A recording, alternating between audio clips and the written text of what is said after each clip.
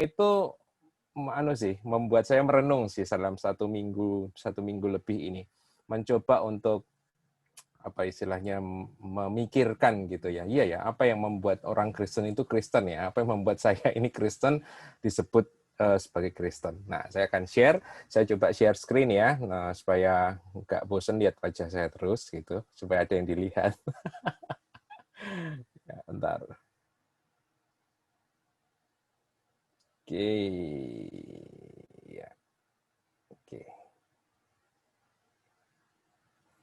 Ya, saya kasih judul esensi menjadi Kristen ya. Christian living, what make Christian a Christian ya. Saya akan mencoba. Jadi sebenarnya waktu saya merenungkan ini ada banyak ayat yang terlintas di pikiran saya, ada banyak hal yang saya ingin bagi sih. Tapi kemudian saya teringat kepada satu ayat begitu yang bisa kita jadikan patokan dasar renungan firman Tuhan untuk malam hari ini supaya kita nggak lari sana sini membuka Alkitab gitu ya. Satu ayat kebenaran firman Tuhan yang mungkin bagi beberapa orang ini ayat horor ya, ayat yang menakutkan gitu, ayat yang mungkin nggak mau dibaca gitu ya. Kalau dibaca itu kayaknya ngeri deh gitu ya. Tapi buat saya ayat ini punya arti yang sangat dalam sekali sih kalau kita mencoba untuk merenungkan. Nah, saya coba untuk share malam hari ini dari ayat ini. Kemudian kita akan belajar bersama-sama apa sih esensi seorang Kristen itu disebut sebagai Kristen ya. Nah, satu ayat yang saya maksud tidak lain dan tidak bukan. Ya, Matius 7 ayat 21 sampai dengan 23. Nah, nanti di sini kita akan melihat kenapa penting sih memahami kesejatian daripada kekristenan kita. Kenapa kita perlu untuk memastikan bahwa kita ini Kristen, tapi betul-betul Kristen. Bukan hanya sekedar disebut Kristen, tapi Kristen menurut apa kata Tuhan sendiri. Nah, Matius 7 ayat 21-23 ayat yang sangat terkenal dan saya percaya ada mungkin banyak hamba Tuhan yang juga sudah membahas ini, tapi saya coba mau share dari sisi saya ketika saya merenungkan Matius 7 ayat 21 sampai dengan 23. Saya akan baca ya. Bukan setiap orang yang berseru kepadaku Tuhan, Tuhan akan masuk ke dalam kerajaan sorga, melainkan dia yang melakukan kehendak Bapakku yang di sorga. Pada hari terakhir banyak orang akan berseru kepadaku, Tuhan, Tuhan, bukankah kami bernubuat demi namamu, dan mengusir setan demi namamu juga, dan mengadakan banyak mujizat demi namamu juga. Pada waktu itulah aku akan berterus terang kepada mereka dan berkata, aku tidak pernah mengenal kamu. Enyahlah daripadaku, kamu sekalian pembuat kejahatan. Yang pertama, sebelum nanti kita membahas lebih lanjut dari Matius 7, 21-23, menurut saya konteks pasal ini memberikan kepada kita apa sih arti pentingnya untuk memahami kesejatian kekristenan kita. Yang pertama, supaya kita tidak menipu diri kita sendiri, tentu saja. Jangan sampai kita itu merasa bahwa diri kita itu Kristen, gitu ya.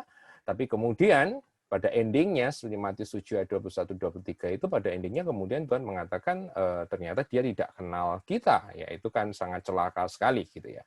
Jadi buat saya ketika kita mempelajari tentang the true Christian, apa artinya menjadi Kristen yang sejati, yang pertama refleksi untuk diri kita sendiri. Apakah betul kita ini menjadi orang Kristen yang betul-betul Kristen? Atau jangan-jangan bukan seperti itu. Yang kedua kepentingannya tentu saja untuk, kalau kita baca konteksnya adalah untuk kepada orang lain, khususnya dalam tanda kutip yang disebut nanti kita belajar konteksnya secara besar adalah nabi-nabi palsu, guru-guru palsu, karena sekarang hari-hari ini tentu saja banyak sekali pengajaran, ada banyak sekali pesan ya yang terdengar di telinga kita. Sehingga buat kita standar ini selain diukurkan untuk kita sendiri yang pertama, the first untuk diri kita, tapi yang kedua juga untuk diujikan kepada orang lain supaya kita bisa memahami apakah betul orang yang menyampaikan firman atau orang yang memberikan nasihat kepada kita ada betul-betul the true Christian. Dan menurut saya dari Matius 7 ayat 21 sampai dengan 23 ini ada 3 hal yang penting yang buat saya memberi warning kepada kita tentang the true Christian. Yang pertama, kita lihat ayat 21, di situ dikatakan, Tuhan Yesus mengatakan, bukan setiap orang yang berseru kepadaku, berseru kepada Yesus, Tuhan, Tuhan, akan masuk ke dalam kerajaan sorga. Secara alamiah kalau kita ditanya, apa sih orang Kristen? Orang Kristen adalah orang yang percaya kepada Tuhan Yesus. Dalam bahasa Alkitabnya, orang yang menyeru atau berseru kepada Yesus sebagai Tuhan, sebagai Lord. Tapi yang sangat mengejutkan, yang pertama Tuhan Yesus mengatakan, bukan setiap orang yang berseru kepadaku Tuhan Tuhan akan masuk ke dalam kerajaan sorga. Jadi yang pertama menurut saya, apa yang bukan tanda atau menjadi jaminan bahwa orang itu ada Kristen, ternyata tidak ditentukan. Kesejatian kekristenan kita tidak ditentukan oleh pengakuan mulut kita. Tentu saja pengakuan mulut kita atau our confessing sesuatu yang sangat penting, ya. Biasanya kalau kita ikut KKR atau ikut penginjilan misalnya, kita nginjil orang lain atau kita sendiri yang pertama kali memberikan hidup kita kepada Tuhan, saja kita ditantang untuk melakukan confessing, mengaku dengan mulut kita. Tentu saja pengakuan dengan mulut kita itu sesuatu yang penting juga, tetapi ternyata itu tidak menjamin bahwa ketika seseorang mengaku atau menyebut atau berseru, memanggil Yesus sebagai Tuhan, itu otomatis dia adalah Kristen yang sejati. Karena Yesus mengatakan, bukan setiap orang yang berseru kepadaku Tuhan, Tuhan akan masuk ke dalam kerajaan sorga. Buat saya ini juga, menurut saya secara pribadi, memberikan refleksi perenungan. Waktu kita memberitakan Injil pun, kita juga harus sangat hati-hati. Jangan sampai kita meminimalisir ya standar pertobatan. Ya, kadang-kadang kita ini terlalu mudah ya, seakan-akan kamu percaya Yesus ya, mengaku dengan mulutmu, ya saya ngaku bla bla bla bla bla, amin. Terus kita katakan selamat ya, kamu sudah selamat dan kamu jadi Kristen. Nah, ternyata not easy like that, tidak semudah itu karena Yesus mengatakan bukan setiap orang yang berseru kepadaku Tuhan Tuhan akan masuk ke dalam kerajaan surga. Sekali lagi saya mengatakan pengakuan mulut kita, our confessing tentu saja penting, tetapi itu sendiri tidak menjamin bahwa kekristenan kita adalah kekristenan yang sejati. Itu yang nomor satu. Nah, yang nomor dua, ternyata bukan hanya ditentukan oleh pengakuan mulut kita, tapi juga tidak ditentukan oleh aktivitas pelayanan kita.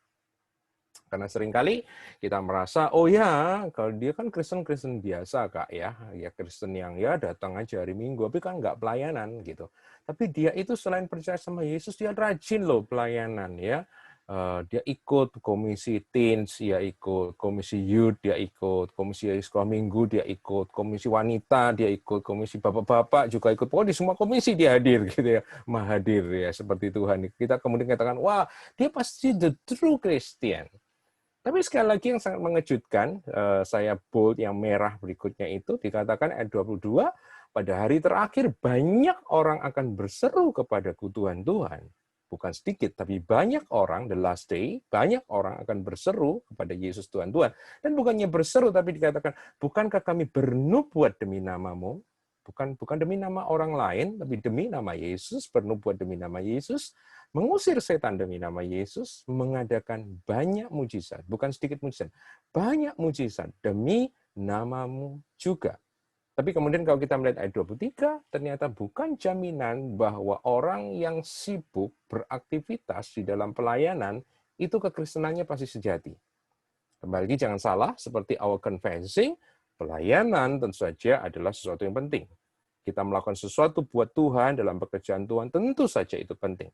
Tetapi sibuk di dalam pelayanan itu sendiri ternyata tidak mengabsahkan kekristenan kita.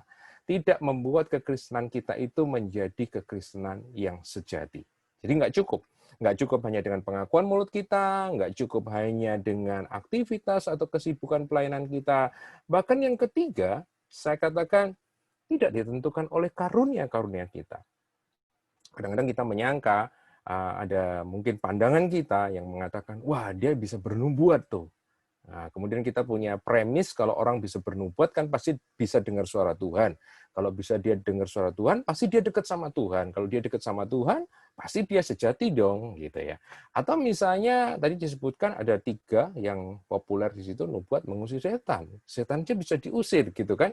Wah, berarti setan itu tunduk sama dia, berarti dia punya otoritas, gitu ya. Kemudian kita dia true Christian. Atau misalnya mengadakan banyak mujizat. Dia bisa mengadakan banyak mujizat, berarti dia diurapi oleh Tuhan.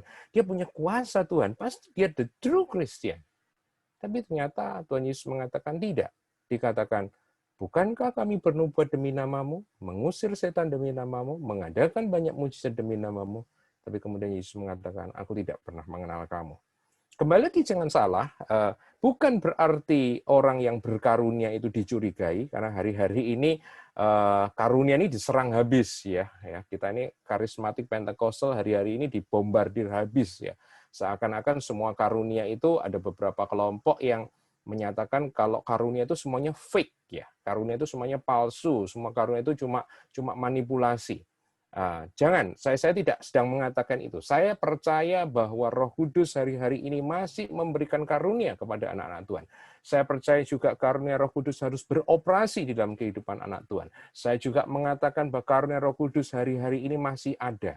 Bahkan Matius 7 ayat 21-23 yang seringkali digunakan orang untuk membantah ya, bahwa lu lihat tuh dia punya karunia kan belum tentu dia the true Christian. Nah, kemudian membuang karunia itu, kemudian saya menolak karunia itu. Saya mengatakan justru Matius 7 21-23 justru mengatakan kepada kita bahwa di akhir zaman karunia-karunia itu masih ada. Dan perhatikan menurut saya dari Matius 7 ayat 21-23 khususnya 22, saya percaya bahwa nubuatan di sini bukan nubuatan palsu, nubuatannya betul-betul asli. Pengusiran setan, kuasa yang ada itu betul-betul asli. Mujizat yang dikerjakan juga betul-betul asli. Tetapi walaupun mujizat, nubuatan, dan kuasa yang terjadi dalam pengusiran setan itu original, asli, sejati, tapi belum tentu orang yang melakukan itu adalah the true Christian. Ini menarik. Supaya kita tidak menipu, deceiving ourselves, tidak menipu diri kita. Kadang-kadang kita menyangka, oh saya sudah confess, saya sudah ngaku Yesus sebagai Tuhan, oh saya sudah aktif pelayanan, oh saya karunia Roh Kudus sudah bekerja loh dalam diri saya dipakai Tuhan loh, saya nyampe nubuatan pas loh, cocok loh. Saya kemarin ngusir setan, biasanya banyak orang diusir setan, saya kemarin ngusir setan dan setannya betul-betul keluar. Wah, kadang-kadang kita merasa begini, pengusiran setan menunjukkan berarti bahwa kita adalah betul-betul true Christian.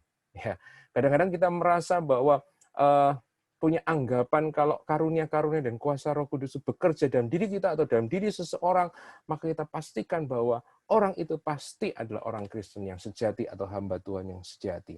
Tapi ternyata tidak. Nah, ini membuat kita makin bertanya. Makanya saya katakan tema itu what make a Christian itu agak susah juga ya. Tidak ditentukan oleh pengakuan mulut kita, tidak ditentukan oleh aktivitas pelayanan kita, bahkan tidak ditentukan oleh karunia yang kita miliki. Maka pertanyaannya adalah, lalu apa yang menjadikan orang Kristen itu Kristen gitu ya? Esensi menjadi Kristen. Kembali kita lihat ayat ini, tapi dengan sudut pandang yang beda. Tadi kalau saya yang bold, yang saya merah itu yang isinya lebih ke yang bukan, ya, yang bukan, yang biasanya dipakai orang menjadi standar pengukur bahwa orang itu Kristen, tapi ternyata bukan. Perhatikan, kembali kita baca Matius 7 ayat 21-23 dikatakan, bukan setiap orang yang berseru kepadaku, Tuhan, Tuhan akan masuk ke dalam kerajaan sorga, melainkan dia yang melakukan kehendak Bapakku yang di sorga. Ya. Jadi pertama kita lihat apa? Pertama perhatikan di situ. Kata kuncinya adalah masuk ke dalam kerajaan sorga. Nanti kita akan bahas ya. Tapi masuk ke dalam kerajaan sorga itu poinnya. Yang kedua, kemudian Tuhan Yesus mengatakan melakukan kehendak Bapa surgawi. Jadi buat saya esensi menjadi Kristen adalah kalau saya menjadi Kristen artinya saya masuk ke dalam kerajaan sorga. Yang kedua, Tuhan mengatakan berseru saja nggak cukup, tetapi orang yang melakukan kehendak Bapa surgawi, itulah the true Christian. Ya. Dan bukan hanya itu saja, perhatikan ayat 23, pada waktu itulah aku akan berterus terang kepada mereka dan berkata, memang dalam bentukan negatif, aku tidak pernah mengenal kamu. Nyala daripadaku, kamu sekalian pembuat kejahatan. Bentuknya negasi ya, tapi saya akan mencoba mengubahnya di positif. Dari ayat 23 kita dapatkan dua. Yang ketiga adalah mengenal Yesus. Ya, atau lebih tepatnya Matius 7 21-23 ayat 23 dikenal oleh Yesus. Ya. Nanti kita akan sebentar lagi kita akan memperdalam itu. Yang keempat adalah bukan pembuat kejahatan. Ya kan? Kalau tadi Tuhan Yesus menolak orang-orang tersebut, walaupun dia sudah berseru, dia sudah pelayanan, dia sudah punya karunia, tapi ternyata mereka adalah pembuat kejahatan. Nah, berarti esensi menjadi Kristen adalah bukan pembuat kejahatan. Nah, kita akan coba membahasnya secara sederhana, secara singkat saja dari 4 hal ini. Yang pertama adalah masuk kerajaan sorga. Tema kingdom itu menurut saya adalah tema yang sangat penting sekali. Ya, pertama saya lihat, saya harapkan nggak ketutup di tempat saudara ya. Saya katakan bahwa dalam Alkitab tujuan seorang Kristen adalah masuk ke dalam kerajaan sorga, bukan masuk sorga. Saya pernah mengajar di seminari di sekolah Alkitab. Satu semester saya mengajarkan tentang Injil Sinoptik, teologi Injil Sinoptik, Injil Matius, Markus, dan Lukas. Dan saya mengajarkan pada waktu itu satu tema yang menurut saya ada banyak orang yang nggak paham, yaitu apa? Bahwa tema daripada pemberitaan Yohanes Pembaptis yang kemudian diteruskan oleh Tuhan Yesus dan diteruskan oleh rasul-rasul itu satu. Kalau mereka boleh dikatakan berkhotbah dengan satu tema khotbah Yohanes Pembaptis, Tuhan Yesus, dan rasul-rasul adalah satu, yaitu tentang kerajaan Allah atau kerajaan sorga. Bahkan kalau nanti teman-teman silahkan masuk di channelnya Michael Yudi, kemarin Kak Amel juga ikut dengan kita. Kemarin kita membahas bersama-sama Reading Bible Story, mungkin juga ada yang ikut ya dari Youth Mawar Sharon. Kita juga bahkan sampai menekankan dengan Kodoni Tatimu, bahwa bukan hanya perjanjian baru yang temanya tentang kerajaan Allah atau kerajaan sorga, tapi bahkan seluruh tema Alkitab itu boleh saya simpulkan adalah salah satu tema besarnya adalah kingdom atau kerajaan. Nah, banyak orang salah mengartikan, ya. Banyak orang, saudara, karena persepsi satu dua hal, kemudian menyangka bahwa masuk kerajaan sorga itu sama dengan masuk sorga. Enggak sama. Saudara. Walaupun saya percaya sorga ada, saya percaya bahwa ketika orang percaya kepada Kristus, dia menjadi true Christian, ketika dia meninggal, dia masuk surga, ada jaminan untuk itu. Tapi tema besar Alkitab tidak berbicara tentang masuk surga, tapi masuk ke dalam kerajaan sorga atau masuk dalam kerajaan Allah. Kerajaan sorga dan kerajaan Allah itu sama. Kerajaan sorga adalah satu ungkapan yang dipakai oleh Matius, sedang kerajaan Allah dipakai oleh Markus dan oleh Lukas. Tapi keduanya sama. Masuk kerajaan sorga, masuk kerajaan Allah, itu sama. Yang menjadi pemikiran kalau demikian, menjadi tantangan buat kita. Lalu apa maknanya masuk ke dalam kerajaan sorga?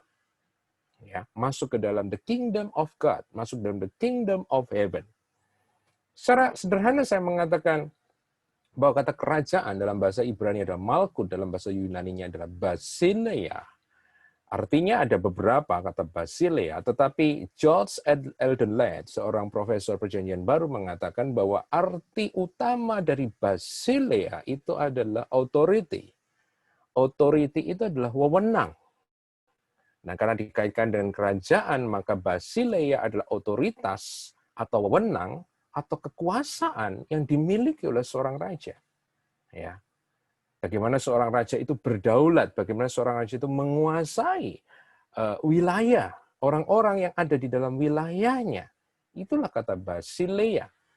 Oleh karena itu, kalau kita belajar secara kesimpulannya adalah berarti masuk ke dalam kerajaan Allah, artinya adalah menundukkan diri di bawah pemerintahan Allah, menundukkan diri di bawah otoritas Allah, menundukkan diri di bawah wewenang Allah. Ya.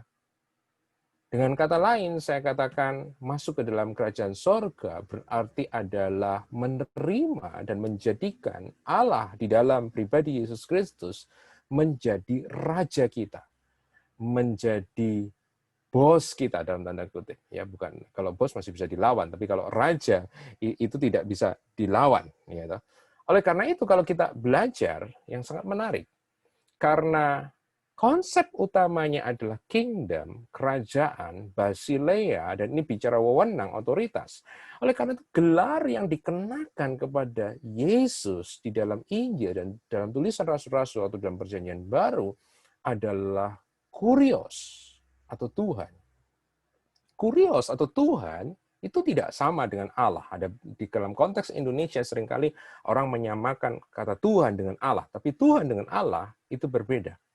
Tuhan atau kurios artinya adalah penguasa tunggal, penguasa mutlak. Bahkan pada zaman Perjanjian Baru ditulis, maka kurios adalah gelar daripada Kaisar Roma. Dan Kaisar Roma memiliki gelar kurios yang artinya adalah raja, bukan hanya sekedar raja, tapi raja di atas segala raja. Karena di dalam pemerintahan Roma ada banyak raja-raja kecil, dan Kaisar Roma adalah raja di atas segala raja. Artinya adalah raja yang tertinggi. Dan sangat menarik kemudian gelar kurios ini atau kyrios ini kemudian dikenakan kepada Yesus. Jadi kita harus sadar ketika kita memanggil Christ, you are my Lord and you are my King, artinya kita bukannya mengakui divinitasnya Yesus, kita bukannya mengakui keilahian Yesus, tapi kita mengakui Yesus, engkaulah Raja di dalam hidupku. Engkau adalah penguasa tunggal dalam hidupku. Engkau adalah penguasa tertinggi dalam hidupku. Bahkan saya tambahkan, engkau adalah penguasa satu-satunya di dalam kehidupanku.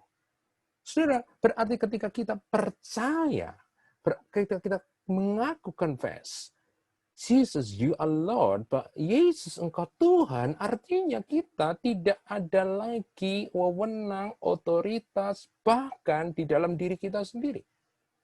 Seorang Kristen sejati adalah orang yang sadar bahwa ketika dia percaya kepada Yesus, seluruh hidupnya bukan lagi menjadi miliknya, tapi semua yang ada dalam hidupnya adalah milik Tuhan.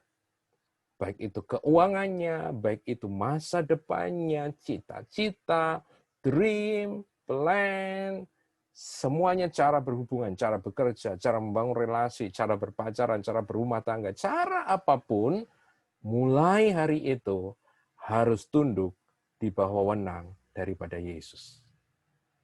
It's a true Christian. Orang Kristen sejati bukan hanya mengaku dengan mulutnya bahwa Yesus Tuhan, tetapi dia betul-betul submit, menundukkan dirinya di bawah ketuhanan Yesus. Oleh karena itu kita melihat bahwa esensi kekristenan adalah taat atau melakukan kehendak Allah. Perhatikan bagian yang kedua, Tuhan Yesus mengatakan bukan setiap orang yang berseru kepada Tuhan Allah masuk dalam kerajaan sorga, kingdom of heaven, melainkan dia yang melakukan kehendak Bapa-Ku yang di sorga. Itulah orang Kristen yang sejati. Orang Kristen yang sejati adalah orang yang menyerahkan dirinya sepenuhnya di bawah ketuhanan daripada Kristus dan melakukan kehendak Bapa Surgawi. Karena itu, Yakobus mengatakan iman tanpa perbuatan itu adalah iman yang mati, yang sebenarnya bukan iman. Oleh karena itu, seorang mengaku ketika dia mengaku dirinya believe, percaya kepada Kristus, tetapi ketika perbuatannya tidak selaras dengan apa yang dia ucapkan, maka sebenarnya imannya itu bukan iman yang menyelamatkan seperti yang dikatakan oleh Alkitab. Perhatikan berarti kingdom, kerajaan, inti daripada kerajaan selain wewenang adalah kehendak Bapa. Masih ingat doa Tuhan Yesus yang diajarkan Tuhan Yesus kepada murid-muridnya ketika murid-muridnya mengatakan, teach us to pray, ajar kami untuk berdoa. Dan Tuhan mengatakan, ketika engkau berdoa, berdoa demikian, Bapa kami yang di surga, dikuduskanlah namamu, datanglah kerajaanmu, jadilah kehendakmu. Kingdom and God's will, kerajaan Allah dan kehendak Allah. Ketika engkau masuk ke dalam kerajaan Allah, berarti engkau menyerahkan dirimu di dalam kehendak Allah. Buat saya, the true Christian, orang Kristen yang sejati adalah orang yang menjadikan kehendak Allah menjadi kehendak dia. Bukan berarti kita sudah tidak memiliki kehendak, tentu saja kita punya. Tapi seluruh kehendak kita, ketika kita percaya kepada Kristus, harus diselaraskan, harus dikalibrasi, harus disesuaikan dengan kehendak Bapa di sorga. Itulah true Christian. Ya. Pasangan yang kedua, yaitu mengenal Yesus. Apa yang dimaksud dengan mengenal Yesus? Menarik, ada banyak para pengkhotbah yang sudah membahas ini, bahwa kata mengenal di situ ketika Yesus mengatakan, aku tidak pernah mengenal kamu. Kata mengenal di situ memakai kata satu Yunani yaitu ginosko. Di mana ginosko bukan hanya tahu, tapi mengenal, dan bukannya sekedar mengenal, tapi satu hubungan yang sangat dekat dan sangat intim. Oleh karena itu ada banyak orang yang menafsirkan kata ginosko itu sebagai keintiman. Jadi Yesus mengatakan, ya engkau berseru kepadaku Tuhan, Tuhan, tetapi engkau tidak melakukan kehendak-Ku. Ya engkau memanggil aku Tuhan, tapi kamu nggak pernah intim dengan aku. Kamu nggak pernah mengenal aku. Dan aku tidak pernah mengenal kamu secara dekat. Menurut saya sangat menarik bahwa kata intimacy, banyak orang menafsirkan intimacy bisa berarti into me see. Lihatlah ke dalam diri saya. Keintiman adalah memandang kepada kedalaman hati seseorang. Keintiman adalah pengenalan kepada afeksi, keinginan, kerinduan, passion, hati seseorang. Itulah artinya intim. Ketika saya intim dengan seseorang, berarti saya mengenal isi hatinya dia. Saya mengenal kerinduannya dia. Saya mengenal keinginannya dia. Bahkan sekalipun dia tidak perlu mengungkapkan dengan kata-kata. Kalau saya intim dengan orang tersebut, saya bisa tahu apa yang diinginkan orang tersebut. Dan keintiman bukan hanya sekedar tahu, tetapi juga berusaha fulfill, menggenapi, melakukan apa yang dirindukan oleh orang tersebut. Jadi di sini kita bisa melihat bahwa the true Christian, kekristenan yang sejati atau kesejatian daripada Kristen itu ditentukan sesuatu yang ada jauh di dalam. Sesuatu yang ada dalam our spirit, our heart, dalam hati kita, dalam roh kita. Seorang yang Kristen yang sejati adalah orang yang dekat, mengenal dekat, intim. Bukan hanya mengalami satu pengalaman romantik dengan Tuhan, tetapi betul-betul keintiman yang dia mengerti apa yang dirindukan Tuhan. Dia mengerti apa yang diinginkan Tuhan. Dia mengerti apa pikiran Tuhan. Dia mengerti apa hati Tuhan. Dan selanjutnya dikatakan, Tuhan Yesus mengatakan, aku tidak pernah mengenal kamu, aku tidak pernah mengenal engkau dengan intim, aku tidak pernah intim dengan engkau, karena engkau nggak pernah intim dengan aku. Oleh karena itu, saya mengatakan, kalau dulu kita ngomong, kenallah Yesus, akhir zaman bukan hanya kita kenal Tuhan, tapi Tuhan harus kenal kita. Kalau kita kenal Tuhan, ada banyak orang ngaku-ngaku kenal Tuhan. Tapi apakah Tuhan kenal kita? Apakah Tuhan intim dengan kita? Tapi selanjutnya Yesus mengatakan, enyahlah daripadaku, kamu sekalian pembuat kejahatan. Enyahlah kamu sekalian pembuat kejahatan. Coba kita renungkan ayat ini. Ketika dulu saya membaca ayat ini, pembuat kejahatan apa? Gitu kan? Apa yang dilakukan oleh orang-orang ini? Orang-orang ini berseru kepada Yesus sebagai Tuhan, bernubuat demi nama Yesus, mengusir setan demi nama Yesus, mengadakan banyak mujizat demi nama Yesus.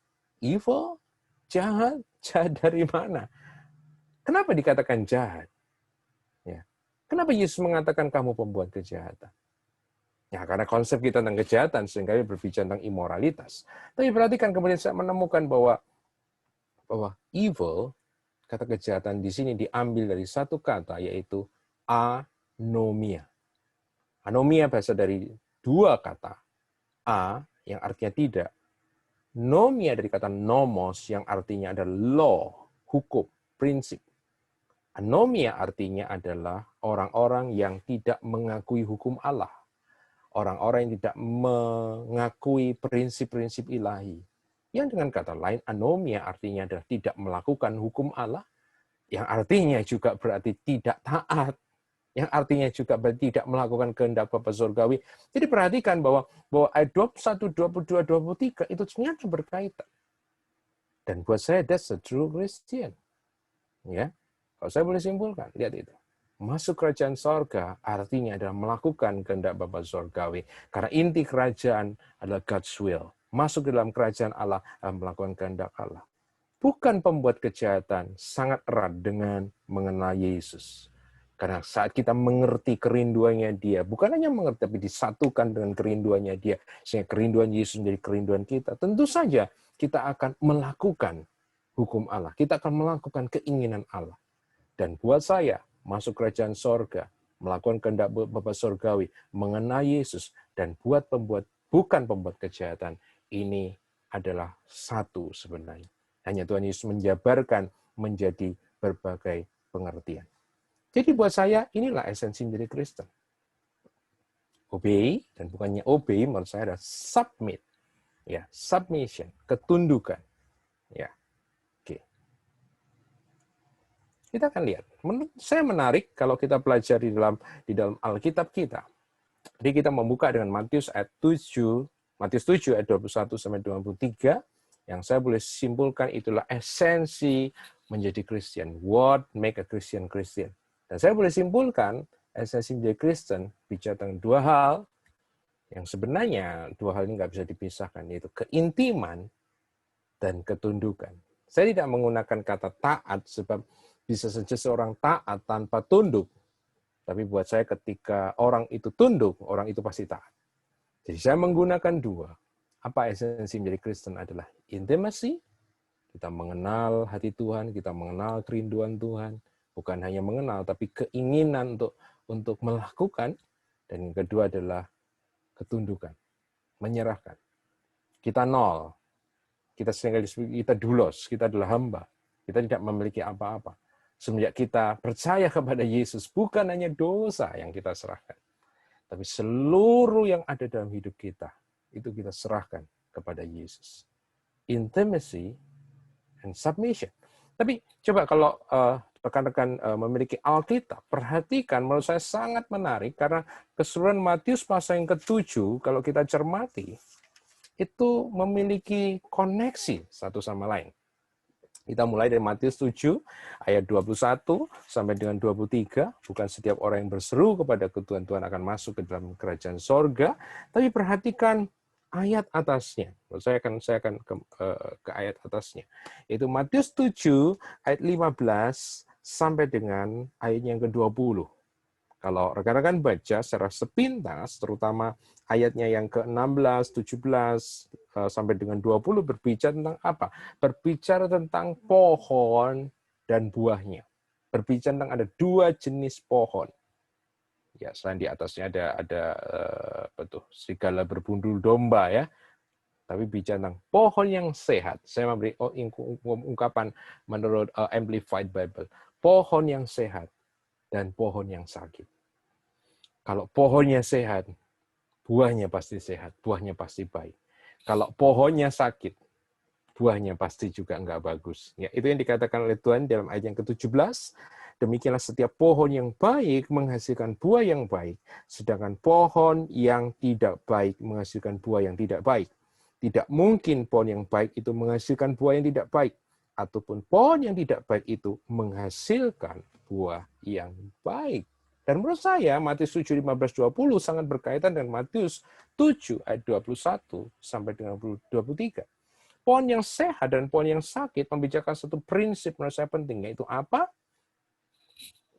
Jika hatinya benar, jika pemahamannya benar, jika identitasnya sudah benar, esensinya sudah benar, maka buah hasilnya juga baik dan benar. Jadi menurut saya esensi menjadi Kristen itu sangat penting untuk apa? Ekspresinya. Ya, selama ini kita ribut dengan ekspresi ya. Maksudnya kita bisa memastikan orang ini harus berbuat baik, harus punya tingkah laku yang baik. Saya katakan that's okay. Tapi perhatikan prinsip dari Matius 7 ayat 15-20 begini. Kalau pohonnya belum sehat, buahnya jelas susah untuk jadi sehat. Banyak daripada kita berusaha untuk memperbaiki behavior, tingkah laku yang ada di luar, tetapi tidak melihat hati, pemahaman. Dan Matius 7, 21-23 menurut saya ini berbicara tentang core, sesuatu yang ada di dalam pikiran dan hati seseorang. Jadi menurut saya kalau pikiran dan hatinya benar, maka yang keluar itu pasti benar. Kalaupun kemudian ada koreksi yang harus dilakukan, kalau hatinya sudah benar, pikirannya sudah benar, koreksi itu gampang. Tapi bagaimana coba selama ini, kalau ada seseorang yang hanya mengaku Yesus sebagai Tuhan dengan mulutnya, tapi belum menyerahkan dirinya di bawah ketuhanan Yesus. Dan kemudian kita datang kepada orang tersebut dan mengatakan, kamu harus begini, firman Tuhan akan begini. Mereka nggak akan bisa terima itu. Mereka akan mendebat itu, mereka akan membawa kita dalam ranah perang logika. Kenapa? karena hati dan pemikirannya masih belum benar atau belum sehat. Jadi buat saya esensi menjadi Kristen ada erat kaitannya untuk menghasilkan perbuatan-perbuatan yang benar. Kemudian kita tarik lagi ke atasnya, menurut saya narik, karena dalam Matius yang atasnya, itu Matius 7 ayat 13 dan 14, bicara tentang dua jalan atau dua pintu, ya, dua gates, dua pintu gerbang yang saya kasih sebagai gerbang yang sempit dan gerbang yang lebar. Jalan yang sempit dan jalan yang lebar. Apa inti daripada apa yang dikatakan oleh Tuhan Yesus dalam Matius 7 ayat 13-14 tentang gerbang yang sempit, gerbang yang lebar, pintu atau jalan yang sempit atau jalan lebar? Kita langsung membaca aja ya. Ayat 13 dikatakan, masuklah melalui pintu yang sesak atau pintu yang sempit itu, karena lebarlah pintu dan luaslah jalan menuju kebinasaan, dan banyak orang yang masuk melaluinya. Karena sesaklah pintu dan sempitlah jalan yang menuju kepada kehidupan, dan sedikit orang yang mendapatinya. Artinya adalah gerbang yang sempit dan jalan yang sempit berbicara tentang kesukaran, difficult, tantangan, ya. Kita kalau lewat jalan yang sempit itu kan challenge ya, tantangan dan sulit gitu. Kalau jalannya lebar, wah enak aja. Mau kebut-kebutan, monggo silahkan. Tapi kalau jalannya sempit, wow, kita harus dengan struggle ya. Kita dengan struggle. Berarti menurut saya ini juga ada kaitannya. Kaitannya adalah apa? Saya simpulkan. Gerbang yang sempit dan gerbang yang lebar berbicara menjadi Kristen yang sejati. Karena kita bicara tentang esensi menjadi Kristen sendiri. Menjadi Kristen sejati itu seperti memilih gerbang yang sempit. Artinya tidak mudah. Akan menemui banyak kesulitan. Akan memenuhi banyak tantangan. Jadi mungkin bertolak belakang dan pandangan beberapa orang yang mengatakan kalau kita percaya kepada Yesus, everything is easy, semuanya menjadi mudah, semuanya menjadi gampang.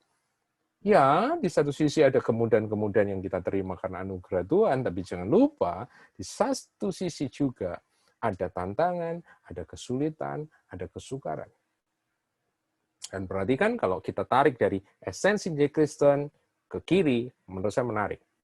Mengerti, memahami esensi menjadi Kristen itu penting, sebab kalau kita bisa memahami esensi menjadi Kristen dengan benar, maka ekspresi dan buahnya benar.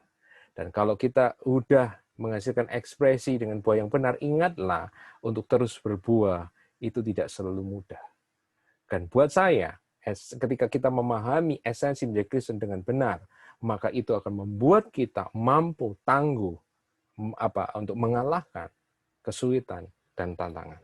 Dan menurut saya itu yang dikomunikasikan oleh Tuhan Yesus setelah Matius 7, 21 dan 23, yaitu satu ayat yang terkenal, ya, dan Matius 7 ayat 21 23, setelah itu ada Matius 7 ayat 24 sampai 27. Ada dua terus. Jadi ada gerbang yang sempit, gerbang yang lebar, pohon yang sehat, pohon yang sakit. Dan kita kenal, bagian ini sangat terkenal sekali, yaitu rumah di atas batu dan rumah di atas pasir. Wah, kita sering dengar rumah di atas batu dan rumah di atas pasir. Saya masih ingat ketika saya pertama kali SMA bertobat, saya diajarkan tentang membangun di atas batu. Dan kemudian ada sesuatu yang mengajarkan kepada saya bahwa membangun rumah di atas batu artinya adalah membangun kehidupan di atas Tuhan Yesus, membangun di atas doa, membantu di atas firman. Membangun rumah di atas pasir adalah membangun kehidupan kita di atas sesuatu yang bukan firman, yang bukan Yesus, mungkin filsafat dunia, pemikiran dunia, bla bla bla bla yang lain. Tapi perhatikan ketika kita membaca kembali Matius 7, ya, Matius 7 ayatnya yang ke 24 sampai dengan 27, sangat menarik bahwa rumah di atas batu dan rumah di atas pasir ternyata bukan berbicara mendirikan di atas firman, kemudian di atas pasir berarti mendirikan di atas yang bukan firman, bukan seperti itu. Saya akan bacakan ayatnya yang ke 24. Setiap orang yang mendengar perkataanku ini dan melakukannya, ia sama dengan orang yang bijaksana yang mendirikan rumahnya di atas batu. Kemudian turunlah hujan, datanglah banjir, lalu angin melanda rumah itu, tetapi rumah itu tidak roboh, sebab didirikan di atas batu. Tetapi setiap orang yang mendengar perkataanku ini dan tidak melakukannya, ia sama dengan orang yang bodoh, yang mendirikan rumahnya di atas pasir, kemudian turunlah hujan, dan datanglah banjir, lalu angin melanda rumah itu, sehingga rubuhlah rumah itu, dan hebatlah kerusakannya. Tidak diperlukan seorang mahatafsir, ahli tafsir untuk memahami ini, karena jelas sekali dari ayat yang kita baca bahwa rumah di atas batu dan rumah di atas pasir berbicara apa? Bukan yang satu firman, yang satu bukan firman. Bukan, dua-duanya mendengar firman. Yang membedakan ada apa? Rumah di atas batu itu adalah mendengarkan dan melakukan. Rumah di atas pasir mendengar firman, tetapi tidak melakukan. Jadi kata kuncinya adalah berarti mendirikan rumah di atas batu adalah mendengar firman Tuhan dan melakukan firman Tuhan. Rumah di atas batu mengalami angin, mengalami hujan, mengalami banjir. Rumah di atas pasir juga sama, mengalami angin, mengalami hujan, mengalami banjir. Tidak ada bedanya. Dua-duanya sama-sama diterpa dengan badai. Tapi yang satu mendengar dan melakukan, yang satu mendengar dan tidak melakukan. Orang Kristen sejati akan mampu mengatasi badai kehidupan karena dia bukan hanya mendengar firman, bukan hanya berseru Yesus Tuhan, tapi melakukan firman, yaitu apa? Submit, menundukkan diri di bawah ketuhanan Yesus. Sehingga buat saya, pesan yang disampaikan rumah di atas batu dan rumah di atas pasir adalah ketaatan kepada firman. Kaitkan dengan ayat-ayat sebelumnya, berarti menjadi Kristen sejati, memahami kekristenan sejati, dan mengalaminya, akan menghasilkan kekristenan yang kuat atau tahan uji. Berarti kan menurut saya kalau ini menarik, kalau ditarik dengan yang paling bagian kiri sendiri tentang gerbang yang sempit dan gerbang yang lebar. Tadi saya berbicara kesulitan dan tantangan, dan bagian yang terakhir berbicara bahwa orang Kristen sejati tidak perlu takut kepada kesulitan dan tantangan. Asalkan dia betul-betul adalah true Christian, dia betul-betul mengenal dan dikenal Tuhan, dia betul-betul submit, menundukkan dirinya di bawah kerajaan, di bawah otoritas Tuhan, dan dia melakukan segala firman Tuhan. Badai tantangan boleh terjadi, tetapi itu ketaatan kita kepada firman, ketundukan kita di bawah ketuhanan Yesus, itulah yang akan membuat kehidupan kita, kehidupan kekristenan kita menjadi kehidupan yang kuat dan tangguh. Jadi kenapa kita perlu memahami esensi menjadi Kristen? Karena itu menjadi kunci, key, bukan hanya kita menjadi orang Kristen yang produktif, yang memberikan hasil-hasil yang baik, tapi itu juga yang menjadikan kualitas kehidupan kita menjadi tangguh dan luar biasa. Nah, biar kiranya renungan firman Tuhan yang singkat ini boleh memberkati kita semua. Tuhan memberkati. Saya kembalikan kepada WL.